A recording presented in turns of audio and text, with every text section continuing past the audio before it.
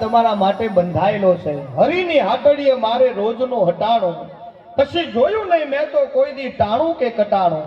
એ અખિલ બ્રહ્માંડનો માલિક એવો દયાળુ છે કે પૃથ્વી પવનને પાણી વાલાએ આપી ઉલટ આણી, કરીને પાછી જરાય ઉઘરાણી. એનું નામ ભગવાન છે મારા વાલા. તમે જો ભગવાન એક જ કહેવાય, પછી તમે કોઈ પણ બી ભગવાનને માનો, ભગવાન એક જ છે. તત્વ હંમેશના માટે એક જ હોય, એમાં બીજા પણ આવે જ નહીં. અને બે અક્ષરમાં હું તમે બધાય. ભગવાને 5 તત્વ ભેળા કરીને 2 અક્ષરનો દેહ બનાવ્યો. આ દેહના અક્ષર 2 જ થાય. હવે એની ગણતરી તમને કરાવ, સાંભળજો. અને ગમે તો છેલ્લે તાળીઓથી આશીર્વાદ આપજો કે ભગવાનની રચના કેવી છે. 2 જ અક્ષરનો દેહ. દેહના ઉપર માથું બનાવ્યું તો માથું અક્ષર 2. માથાના ઉપર વાળ ઉગાડ્યા, વાળના અક્ષર 2. એ વાળમાં પડે શું? જુઓ અક્ષર 2, લીખો અક્ષર 2, ખોડો અક્ષર 2. અને જુઓ, લીખો ને ખોડો પડે ને વાળ કઢાવી દો તો ટાલ, મૂડો ને ટકો અક્ષર 2. બોલો વડીલો, સાચું છે ખોટું? આ ભગવાનની રચના છે. તમારા સામે વિચાર કરો, મારો કડિયો કેવો છે ભલા માણસ, કેવો કારીગર.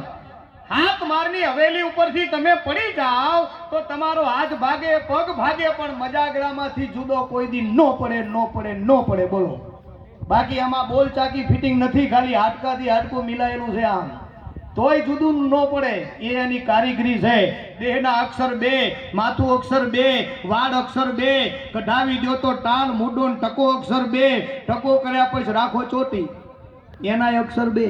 ત્યાંથી હેઠા ઉતરો એટલે ભાલ અક્ષર 2, આંખ અક્ષર 2, કીકી અક્ષર 2, કાન અક્ષર 2, ગાલ અક્ષર 2, ગળું અક્ષર 2, દાઢી અક્ષર 2, મૂછ અક્ષર 2, હોઠ અક્ષર 2, દાંત અક્ષર 2, જીભ અક્ષર 2, નાક અક્ષર 2, છાતી અક્ષર 2, પીઠ અક્ષર 2, ખંભો અક્ષર 2, કોણી અક્ષર 2, હાથ અક્ષર 2, પગ અક્ષર 2, પાની અક્ષર 2, ડૂંટી અક્ષર 2, બૂંટી અક્ષર 2, ઘૂંટી અક્ષર 2, હાડ અક્ષર 2, માંસ અક્ષર 2, લોહી અક્ષર 2, શિરા અક્ષર 2, નાડી અક્ષર 2, નસ અક્ષર 2 અને દેહના અક્ષર 2.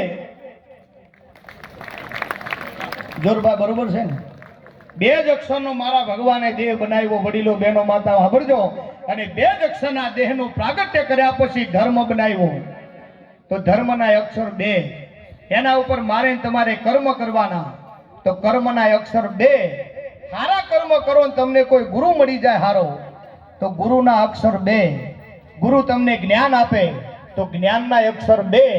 એ જ્ઞાનથી તમારી માયા તૂટે તો માયાના અક્ષર 2. કામ તૂટે, કામના અક્ષર 2. ક્રોધ ભાગે, ક્રોધના અક્ષર 2. જીવ જાગે, જીવના અક્ષર 2.